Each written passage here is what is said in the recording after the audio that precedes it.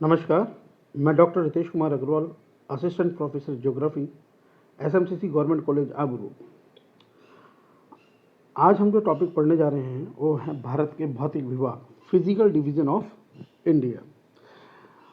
भारत में भूआकारिकी की दृष्टि से काफ़ी विविधता पाई जाती है। इसके उत्तर में हिमालय एक युवा वलित पर्वत स्थित है, जहाँ विषम भूमि का वृहद विस्तार, ऊबड़ खाबड़ स्थलाकृति तथा युवावस्था वाली नदियाँ पाई जाती हैं। उसके दक्षिण में उत्तर का विशाल मैदान अवस्थित है, जो नदियों द्वारा लाई गई मृदा से बना है। इसके दक्षिण में प्रायद्वीपीय पठार स्थित है, जो प्राचीनतम पठारी प्रदेश है, जो लावा द्वारा निर्मित है। और यह तटीय मैदान दोनों तरफ से तटीय मैदानों से घिरा हुआ है। इसके अतिरिक्त अरब सागर में और बंगाल की खाड़ी में द्वीप समूह स्थित हैं।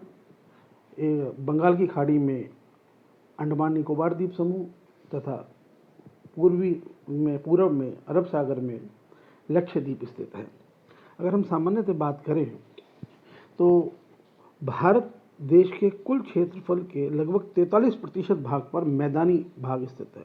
तो भारत के कुल क्षेत्रफल में 43% मैदान, 29.3% भाग पर पर्वत तथा 27.7% भाग पर पठार विस्तृत हैं।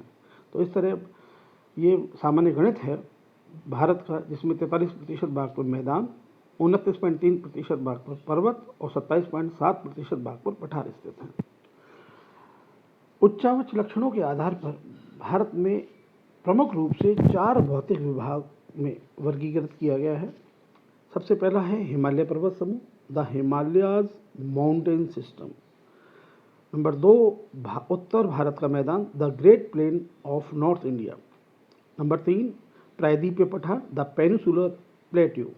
और नंबर 4, तटीय मैदान एवं द्वीप समूह, the coastal plains and island. अगर हम इसे मैप में देखें तो उत्तर में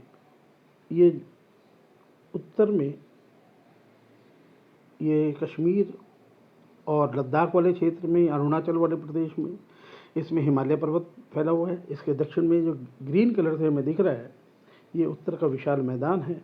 इसके दक्षिण में ये येलो कलर से प्रायद्वीपीय पठार, और ये तटीय क्षेत्र में हम देख रहे हैं ये तटीय मैदान। तो भारत इस तरह से 4 भौतिक प्रदेशों में विभक्त है।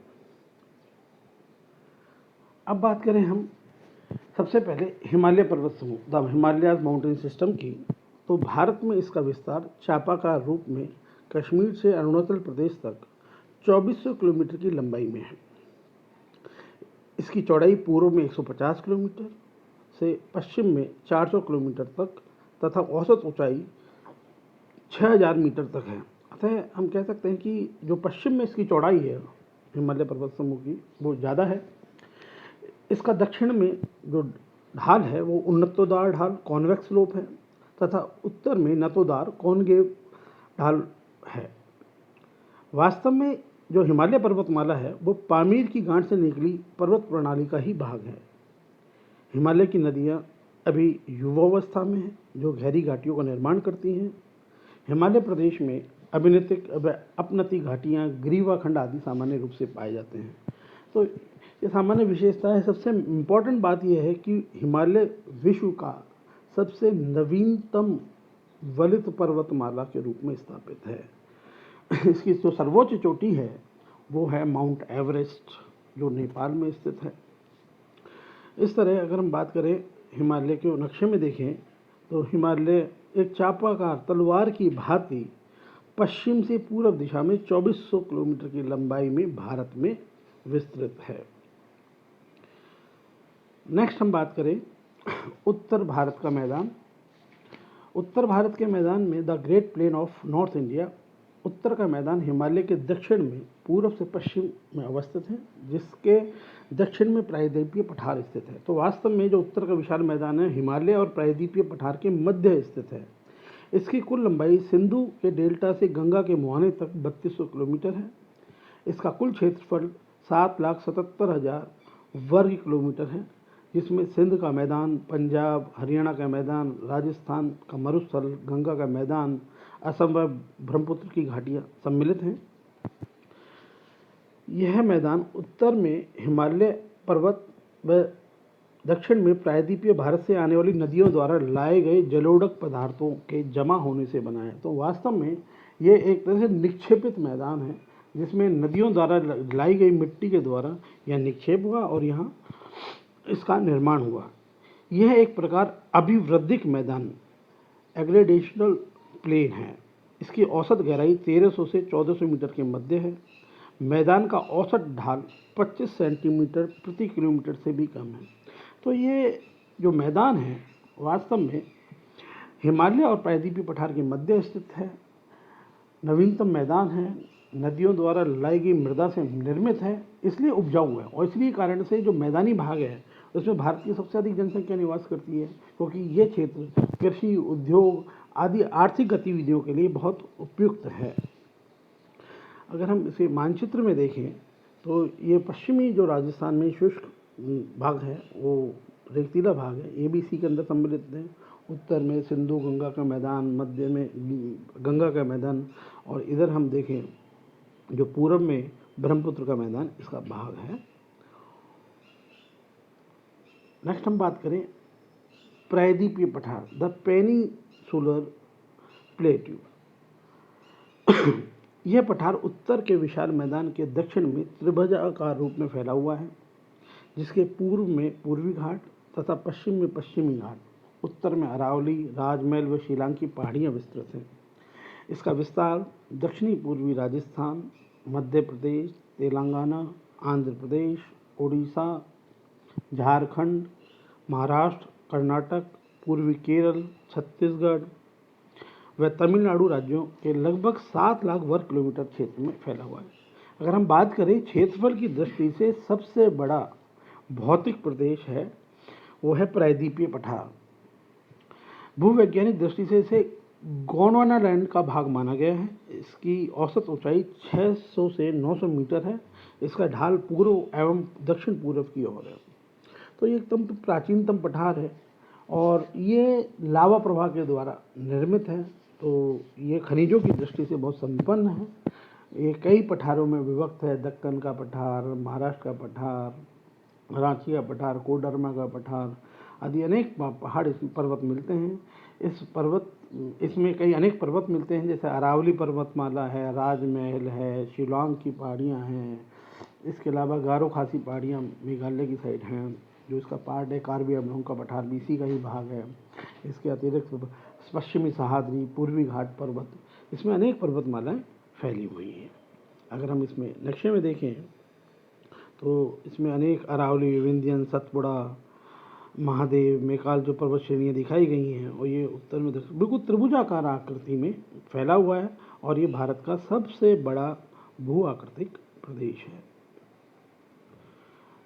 हम बात करते हैं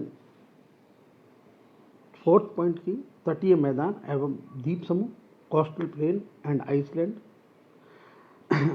अब यह भाग 2 भागों में बटा हुआ है, तटीय मैदान और द्वीप समूह में। सबसे पहले हम बात करते हैं तटीय मैदान, कोस्टल प्लेन्स की।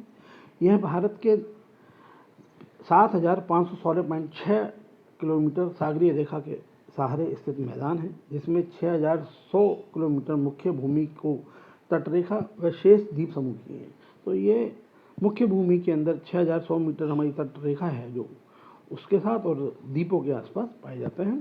तटीय मैदान में केवल पूर्वी व पश्चिमी तटीय मैदान सम्मिलित किया गया है। भारत के जो एक तटीय मैदान अरब सागर की ओर स्थित है और दूसरा पश्चिमी जो तटीय मैदान है अरब सागर की ओर है, जबकि पूर्वी तटीय मैदान जो है वो बंगाल की खाड़ी की ओर स्थित है। तटीय मैदान विविध चौड़ाई में पश्चिम बंगाल में कच्छ से लेकर पूर्व ओडिशा तक व पश्चिम तक फैला हुआ है। ये बहुत उपजाऊ क्षेत्र है और परिवहन की दृष्टि से, क्योंकि भारत के सबसे महत्वपूर्ण जो बंदरगाह हैं वो यहीं स्थित हैं। उत्तर में इसमें कच्छ का मैदान है, काठियावाड़ तट है, कोंकण तट है, जो पूर्वी तट के अंदर, पश्चिमी तट के अंदर बात करें हम मालाबार तट है, जबकि जो पूर्वी तट है उसके अंदर कोरोमंडल तट, आंध्रा तट, उत्कल तट ये आदि स्थित हैं। फिर हम बात करें तटीय मैदान द्वीप समूह में ही द्वीप समूह की बात करें आइसलैंड, तो भारत में दो प्रमुख द्वीप समूह हैं, एक तो अरब सागर में स्थित है और दूसरा बंगाल की खाड़ी में। अरब सागर में स्थित जो द्वीप समूह है वो लक्षद्वीप है, जबकि बंगाल की खाड़ी में जो स्थित द्वीप समूह है अंडमान निकोबार द्वीप समूह है। इसके अलावा भी एकाकी द्वीप कई जगह विस्तृत हैं। सबसे पहले हम बात करें अरब सागर में 8 डिग्री से 12 डिग्री 2 मिनट उत्तरी अक्षांश तथा 71 डिग्री 40 मिनट से 74 डिग्री पूर्वी देशांतों के मध्य लक्षद्वीप स्थित है। इसमें 25 द्वीप हैं जो 29 वर्ग किलोमीटर क्षेत्र में फैले हुए हैं। लक्षद्वीप समूह प्रवाल द्वीपों से बना हुआ है, तो ये सबसे महत्वपूर्ण है कि ये प्रवाल द्वीपों से बना हुआ है। और हम बात करें तो जो लक्षद्वीप है उसके अंदर लक्षद्वीप, अमीनी द्वीप, मिनिकॉय द्वीप आदि सम्मिलित हैं। मिनिकॉय लक्षद्वीप का सबसे बड़ा द्वीप कहलाता है। बतरा सबसे छोटा द्वीप माना गया है अरब सागर का, इसका लक्षद्वीप का। नेक्स्ट हम बात करें बंगाल की खाड़ी के द्वीपों में, तो अंडमान निकोबार द्वीप समूह सबसे महत्वपूर्ण है। यहाँ लगभग 590 किलोमीटर की लंबाई में चापाकार रूप में 204 द्वीप स्थित हैं। इस द्वीप समूह पर दक्षिणतम बिंदु 6 डिग्री 45 मिनट उत्तरी अक्षांश है, जो भारत का दक्षिणतम बिंदु इंदिरा पॉइंट स्थित है। तो इंदिरा पॉइंट जो दक्षिणतम बिंदु है वो इसी द्वीप समूह पर स्थित है। इसे ज्वालामुखी निर्मित द्वीप माना गया है। भारत के दो ज्वालामुखी नाम सुने होंगे आपने, नारकोंडम व नारकोंडम द्वीप, और नारकोंडम ज्वालामुखी और बैरन ज्वालामुखी यहाँ पर स्थित हैं। अंडमान निकोबार द्वीप समूह का जो क्षेत्रफल है वो है 8,326.85 वर्ग किलोमीटर। तो बहुत विस्तृत क्षेत्र में ये हमारे जो क्या कहते हैं ये अंडमान निकोबार द्वीप समूह फैला हुआ है। अंडमान निकोबार द्वीप समूह में जो 10 डिग्री चैनल है उसके मध्य से गुजरता है। और हम बात करें कि इसकी जो सबसे ऊंची चोटी है वो सैडल चोटी है। ये सबसे महत्वपूर्ण चीज़ें हैं इन द्वीप समूहों के बारे में।